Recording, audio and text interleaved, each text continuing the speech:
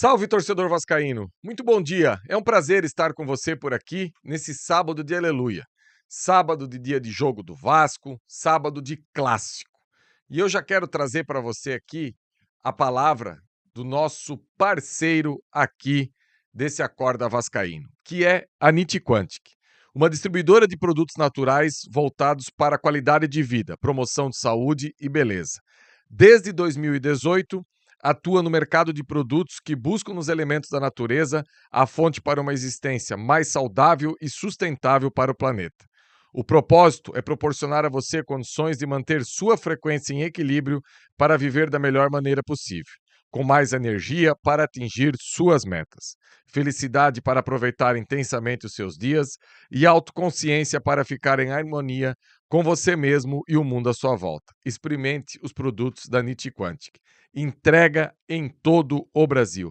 Você quer conhecer quais são esses produtos naturais da Nitiquantic? É muito fácil. Você pode adicionar aí o WhatsApp 21 97 301 0885 ou então visitar a página da Nitiquantic, muito tranquilo, www.nitiquantic.com.br. Então, torcedor vascaíno, hoje é dia de clássico. Hoje é aquele dia que o torcedor vascaíno já acorda pensando naquilo que vai ocorrer no Maracanã logo mais. E durante a semana eu vejo nos grupos de WhatsApp, em todos os locais que eu tenho redes sociais, que cada torcedor tem a sua maneira peculiar para achar a saída, para que o Vasco possa vencer o rival. Olha, torcedor, eu vou dizer para você aqui que eu respeito e entendo todos os pontos de vista. Só que não é executando apenas uma equação que o Vasco vai vencer. Não adianta só jogar com raça, não adianta só marcar o Flamengo lá em cima, como muita gente pede, não adianta só ter uma boa qualidade física durante o jogo, não adianta ter um mental muito forte. Hoje, a diferença que há entre o elenco do rival e o elenco do Vasco traz a possibilidade do Vasco vencer desde que o Vasco faça uma partida perfeita. O Vasco precisa correr mais que o rival, o Vasco precisa tecnicamente jogar bem, o Vasco precisa taticamente executar o plano que o Carille e toda a sua comissão técnica possa ter montado para esse jogo. Porque muita gente fala que clássico se joga com sangue no olho, com raça. Daí, torcedor, se a gente fizesse uma equipe de apaixonados pelo Vasco e colocasse dentro de campo, assim, atletas mesmo, das mais variadas modalidades, que estivessem bem preparados fisicamente, não ganharia o jogo. Porque não é só você ter uma parte física apurada.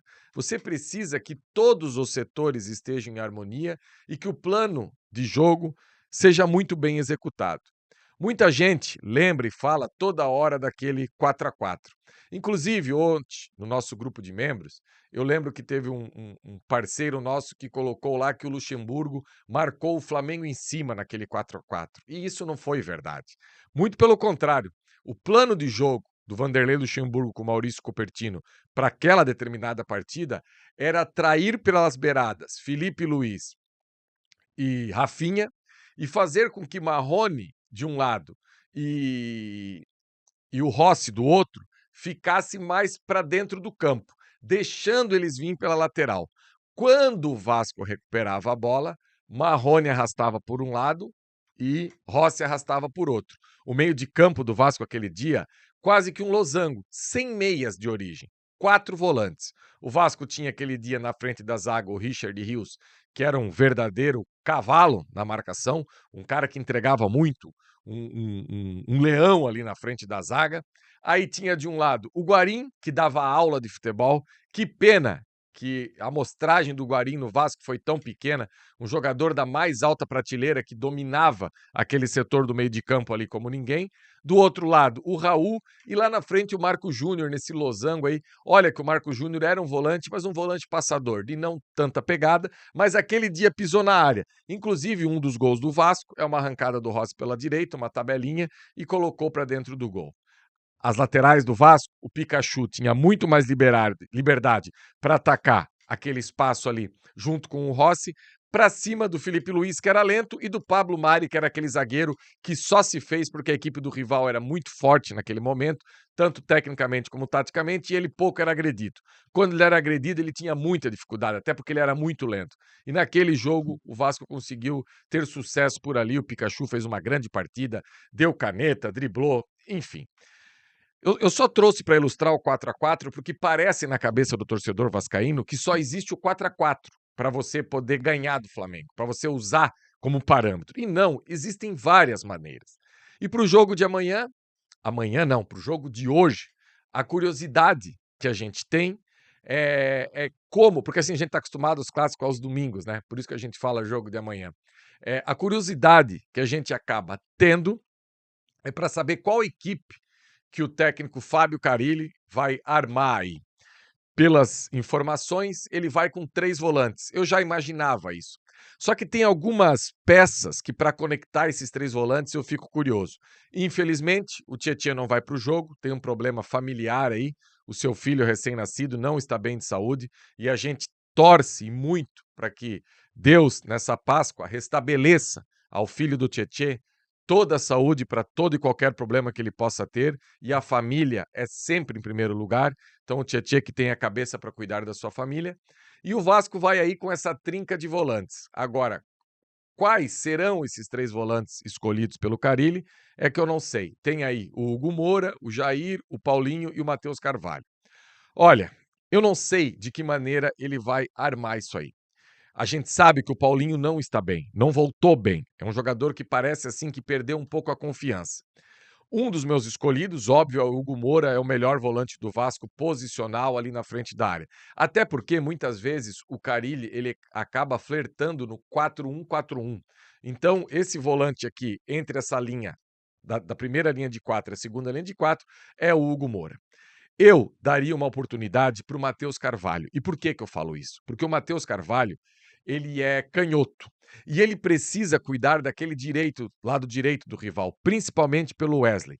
Quem não lembra, no último clássico aí que o Matheus foi titular, infelizmente a sua atuação acabou sendo prejudicada porque ele levou um cartão amarelo muito cedo.